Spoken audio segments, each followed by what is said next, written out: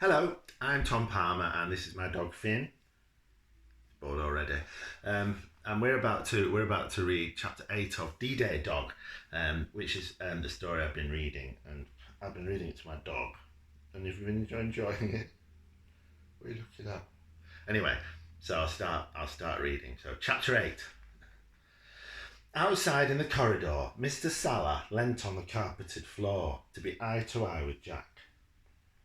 Jack was staring at a display on the wall outside one of the Year 4 classrooms. They were doing the Romans. Oh, they can't see you.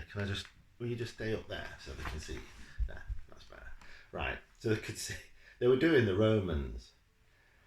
Can you look at me, please, Jack? His teacher asked. I need to know I need you to know. I'm making a right mess of this. I'm going to start again. Now, it's important to know that when you do something, it doesn't always work first time, and your dog can be so bored as you're on 3 times already.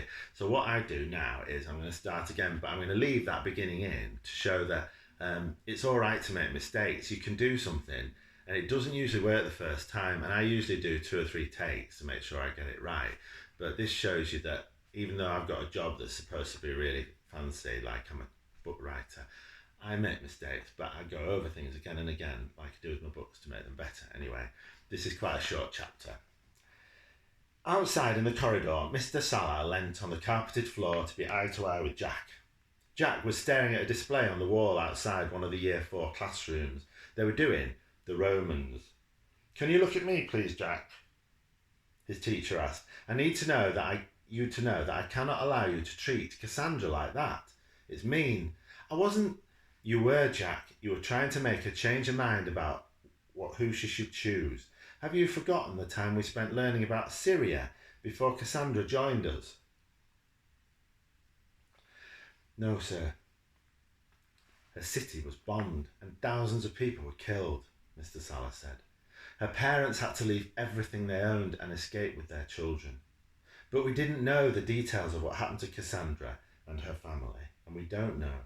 Like Lucas said, she's not shared them with anyone yet. She is here with her mum. That's all we know, and we have to be sensitive to that.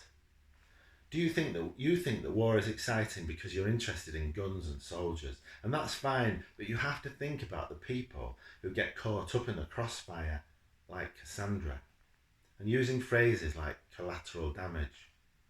But you told us about collateral damage, sir, Jack objected. Maybe I did, Mr. Salah said, but you're missing the point, Jack. Again, I will not tolerate you saying things like that. Do you understand? Jack swallowed. He knew he'd been unkind to Cassandra. He could feel tears forming in his eyes. This was all too much. Yes, sir, I'm sorry, sir, he said. You'll need to find a way to apologise to Cassandra too, Jack. And if anything like this happens again, I will have to reconsider if you want to come to France. Is that clear? Jack felt a rush of heat in his throat and his chest. He breathed in quickly. He glanced into the classroom and saw Lucas staring at him, a frown forming on his face. Yes, sir, Jack muttered. Mr. Salah paused. Is everything all right with you, Jack? You seem a bit off today. I'm fine, sir. Is your new dog, is he okay? He's fine, sir, Jack said. Jack was pleased Mr. Salah remembered that he had a dog. His mind turned to Finn now, going home and being with Finn. Finn was great. Finn always made him feel better. And you do, don't you? Thank you, Finn. You listened really well then. So, thank you very much for listening. I hope it wasn't too boring. Thank you very much for listening. I'll read is that chapter 8 I've just read? Hang on. Yes, so I'll read chapter 9 tomorrow, and thank you very much for listening. Cheers.